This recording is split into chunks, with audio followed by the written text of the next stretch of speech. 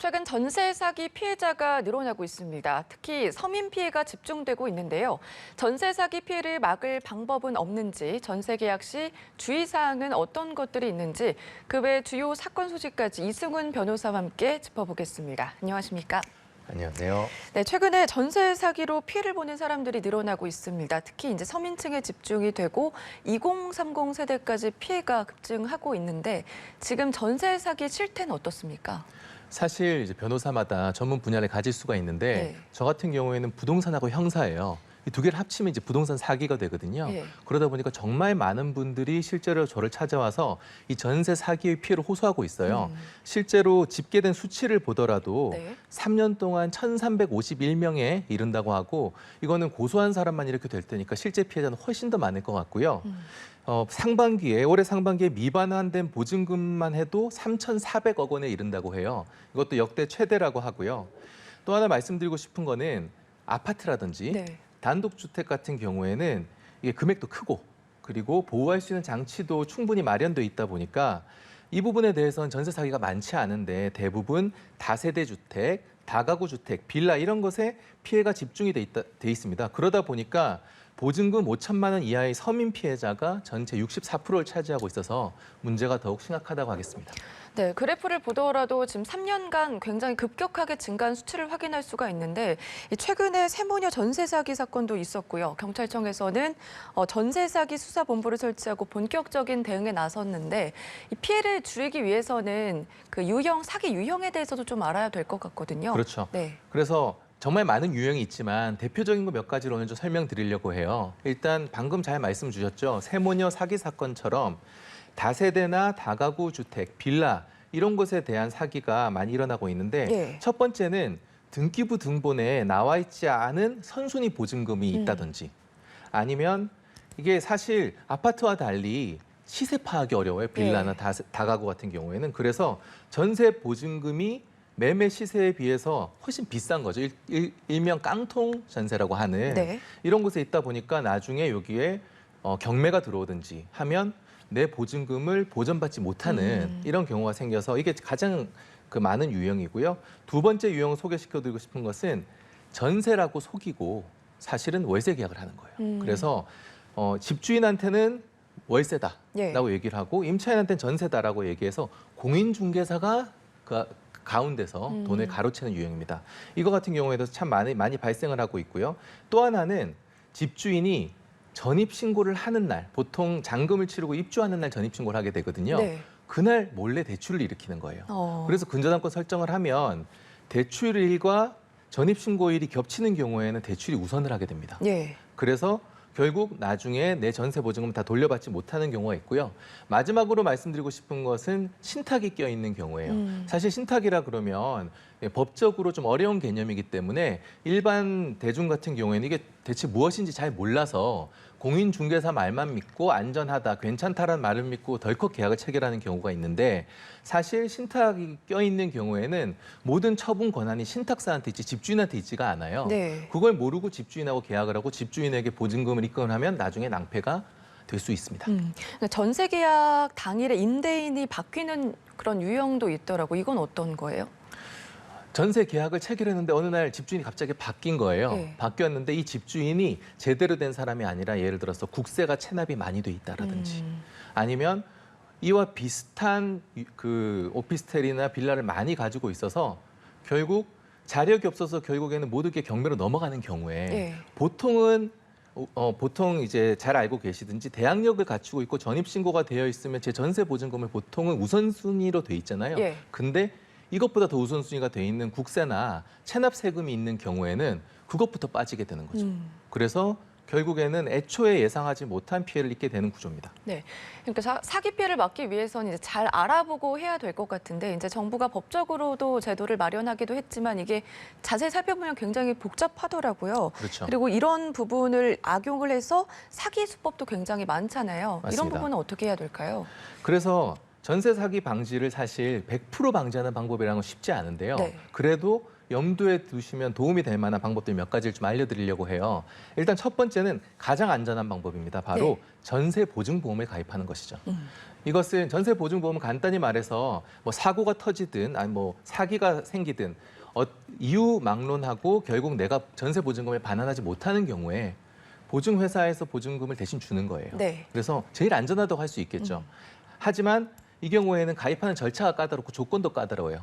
하지만 또 하나 고려해야 될 것은 만약에 전세보증보험 가입 신청을 했는데 내가 부적격으로 나왔다. 그러면 여기는 뭔가 위험성이 있는 거거든요. 예. 그래서 애초에 위험을 회피할 수 있는 수단이 되니까 가장 먼저 고려하실 것은 전세보증보험이 될 것 같고요. 두 번째는 이제 공인중개사 너무 믿을 필요는 없다는 거예요. 왜냐하면 그분들도 결국에는 영업을 하고 이익을 창출하기 위해 수단으로서 하시는 분들이기 때문에 그분 말을 절대로 100% 믿어서는 안 되고 어떻게든 실제 임대인과 만남을 가져서 계약 내용을 확인하고 등기상의 소유자가 누군지 계약자의 신분증도 확인하고 잔금도 공인중개사의 계좌가 아니라 집주인 계좌로 꼭 직접 입금을 하시고요. 이런 부분을 고려하셔야 될 것 같고 또 모든 부동산 거래에 있어서는 등기부등본에 대한 확인이 예. 알파이자 오메가인 것 같아요. 꼼꼼히 체크를 하고 조금이라도 위험한 요소가 있으면 그 부분 조심하시고 특히 법률 전문가한테 조언을 구하는 것도 좋은 방법일 것 같아요. 네, 워낙 피해가 급증하고 있다 보니까 요즘 가입자도 꾸준히 증가하고 있는 추세라고 하더라고요. 근데 이게 보험 가입이 어렵거나 또 복지 사각지대에 놓여 있는 사람들인 경우에는 이제 보험 가입하기가 또 어려울 수가 있는데 네. 이런 부분을 좀 보완하기 위해서는 법적으로 좀 강화를 해야 되지 않나, 처벌 수위를 강화해야 되지 않나 이런 생각도 들거든요. 그렇죠. 특히 최근에는 그러니까 이때까지는 사기 예. 보통 이제 전세 사기라고 부르잖아요. 그럼 사기의 의도 이런 것들을 다 입증을 꼼꼼히 해야 돼서 기소율이 그렇게 높지는 않았어요. 하지만 최근에 사회 문제가 불거지고 있고 아까 앞서 언급하신 바와 같이 정부에서도 전세 사기 근절을 위한 의지를 보여주고 있는 만큼 앞으로는 좀 더 적극적으로 수사라든지 보완 대책이 마련돼야 될 것으로 보입니다. 네, 알겠습니다. 다음 내용으로 한번 넘어가 보겠습니다. 스타벅스가 지금 캐리백과 관련해서 논란이 불거지고 있고 어제 공식 입장문을 발표를 했습니다. 먼저 이 입장문 내용부터 좀 짚어주시죠. 네, 스타벅스 같은 경우에는 최근에 이제 굿즈 마케팅이 이제 도마 위에 올라왔었는데 네. 그 중에서도 지금 발암 물질이 캐리백이라는 그 상품에서 검출이 돼가지고 문제가 많이 됐었죠. 이와 관련해서 스타벅스 측에서는 서머 캐리백은 직접 착용하지 않는 제품이기 때문에 기준이 존재하지 않았다. 그래서 시험 결과와 수치의 의미를 해석하는 데 시일이 걸렸다. 이 부분에 대해서는 미안하게 생각한다라고 입장을 발표했습니다. 네, 아무래도 지금 피해 고객들이 궁금한 거는 보상 방안일 것 같은데요. 이미 지금 공식 사과 이전에 가방을 가져오면은 이제 세 잔을 무료로 바꿔주겠다. 이런 얘기를 했었는데 그 외에도 지금 추가적으로 피해 보상안은 뭐라고 했습니까? 네, 일단 향후에 이미 서머 캐리백으로 뭐 교환을 완료한 고객에게도 기존에 수령한 동일한 수량으로 새로운 굿즈를 제공하겠다. 그리고 이걸 원하지 않는 사람들에게는 3만 원 상당의 기프트 카드를 제공하겠다 이런 식으로 보상 방안을 마련해서 발표했더라고요. 네, 지금 소비자들은 스타벅스 측에 이제 법적으로 책임을 물으려면 어떻게 해야 될지도 궁금하거든요. 사실 이 부분이 좀 곤란한 게 일단 책임이라는 건 민사 책임과 형사 책임으로 크게 예. 나눠지는데요. 형사 책임 같은 경우에는 지금 아동용 제품을 제외하면 이 가방이라는 것에 대해서는 안전 요건 적용 대상이 없어서요. 사실 이 부분을 뭐 유해한 물질이 검출됐다고 해가지고 법적으로 형사 책임을 물을 수 있는 근거가 없어요. 그래서 예. 이 부분도 좀 정비가 돼야 될 것으로 보이고요. 그럼 이제 민사 책임으로 넘어가야 되는데 사실 민사 책임에 있어서 가장 문제가 되는 거는 손해의 입증이에요. 예. 과연 이 발암 물질이 들어있어서 소비자인 내가 얼마의 손해를 입었느냐 이걸 입증하라고 하면 이게 참 곤란하거든요. 만약에 미국이라면 집단 소송 제도도 잘 마련되어 있고 소위 징벌적 손해배상이라고 하죠. 이런 부분에 대한 준비도 되어 있기 때문에 집단 소송을 해서 뭐 어떤 변호사는 뭐 팔자를 고친다든지 이런 게 있을 수도 있겠지만 우리나라에서는 사실 민사 책임을 묻기 쉽지 않은 게 현재의 상황입니다. 네, 그리고 초기에도 스타벅스 측에서는 법적 문제가 없었다 그래서 논란도 빚어졌었는데 현행법상 가방은 유해물질 기준치가 없다는데 이건 어떤 얘기입니까? 그러니까 아까 말씀드렸듯이 아동용 제품 같은 경우에는 여러 가지 법적인 장치를 마련해서 이를 어겼을 때 형사처벌도 하고 과태료로 매기고 이런 게 잘 되어 있어요. 네. 근데 우리가 들고 다니는 가방, 이거는 우리가 먹는 음식하고 다르게 과연 여기에서 나오는 유해 물질을 어느 정도까지 제한할 것인지에 대해서 아직까지 논의가 제대로 이루어지지 않았고 법적인 그 처벌하는 네. 규정도 마련돼 있지 않습니다. 이 부분은 다시 한번 생각을 해봐야 될 문제죠.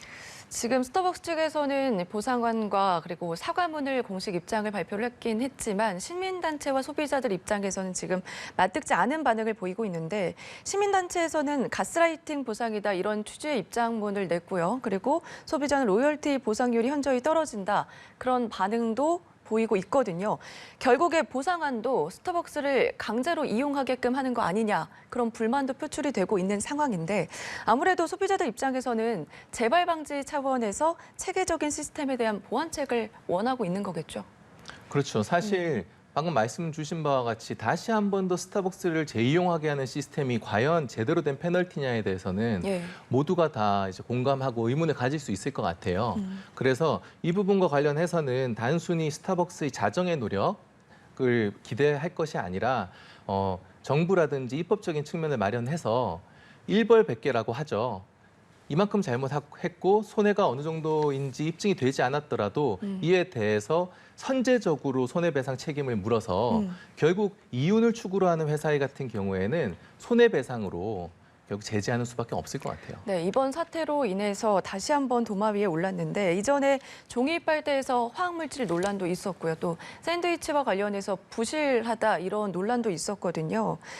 아무래도 과도한 굿즈 마케팅으로 스타벅스 직원들도 불만을 제기하면서 그런 입장문을 내기도 했었는데 이 상황은 어떻게 보십니까?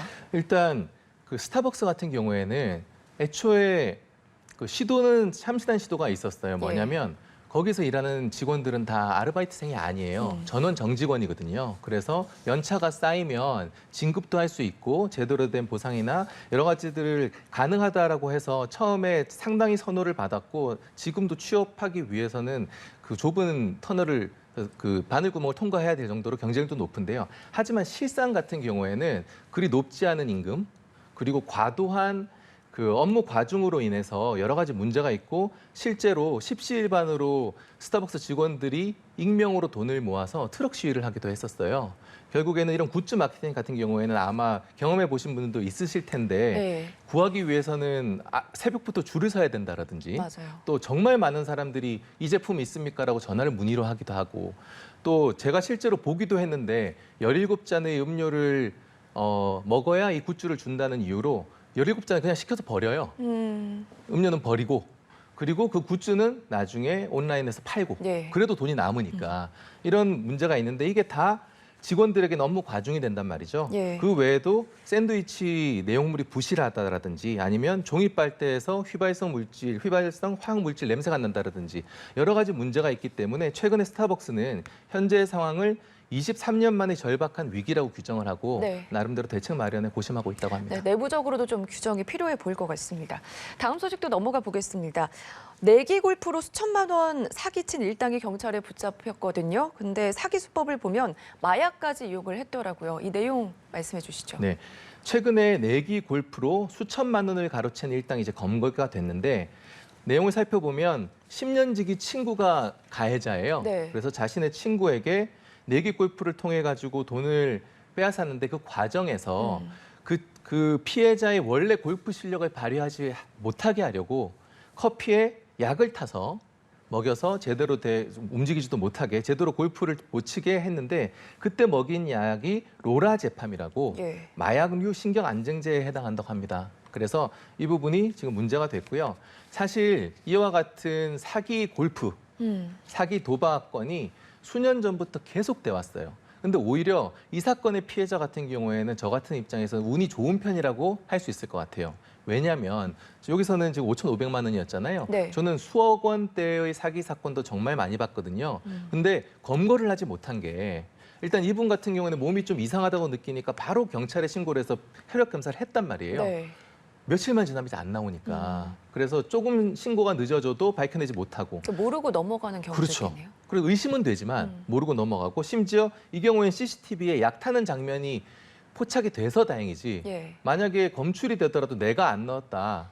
라고 우기는 경우에 증거가 없으면 검거하기 쉽지 않은 게 사실입니다. 네, 변호사님 말대로라면 이 사건뿐만 아니라 요즘 굉장히 많다 이렇게 말씀을 해주셨는데 경찰에서도 마약에 도박에 치밀하게 준비한 사기 골프였다 이렇게 밝혔거든요. 네. 이렇게 된다면 처벌 수위는 어떻게 됩니까? 일단 첫 번째로 들 수 있는 건 가장 큰 죄는 사기죠. 예. 돈을 갈취했으니까. 근데 많은 분들이 이게 도박죄도 되지 않느냐 생각하는데 사기랑 도박은 같이 가지는 않아요. 사기 또는 도박입니다. 도박만 했어도 범죄고요. 하지만 도박 같은 경우는 랜덤한 확률에 따라서 돈을 잃고 얻고 하는 건데 사기는 잘 짜여진 판이거든요. 그러니까 이 사기가 인정되는 경우에 도박은 인정되지 않고요. 그 외에도 불법 약물을 투여했으니까 불법 약물 소지죄, 이 마약류 위반죄에 대해서 처벌받을 수 있을 것 같고요. 그 외에도 약을 먹고 제정신을 잃었다든지 인사불성이 되면 상해죄로 처벌도 받을 수 있고요. 제가 보기에 합의가 되지 않으면 무조건 실형은 나올 것 같고 3년 이상의 중한 벌이 예상이 됩니다. 네, 알겠습니다.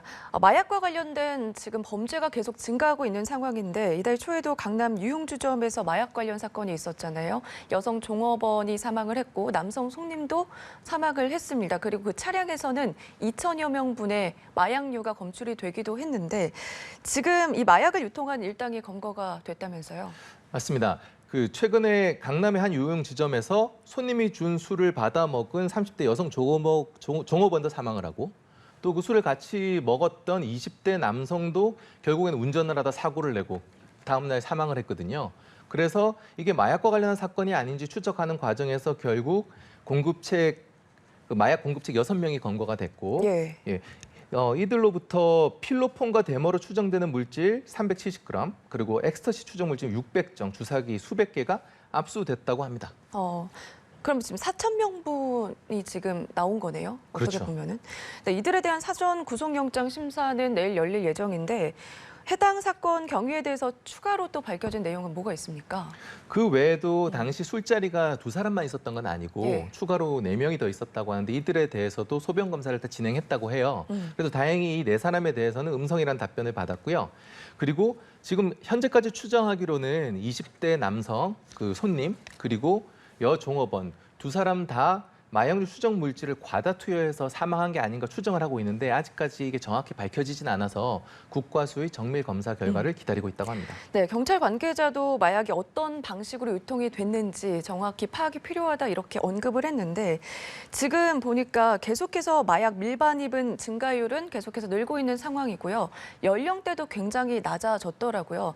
이와 관련해서 변호사님이 보시기에 근본적인 대책은 뭐가 필요하다 이렇게 생각하십니까? 일단 이제까지는 다른 나라에 비해서는 저희가 소위 마약 청정국으로 분류가 되면서 일반인에게서 있어서는 마약 문제가 내 문제라고 받아들여지지는 않았어요. 네. 일부 마약 사범들의 문제라고 생각을 했죠.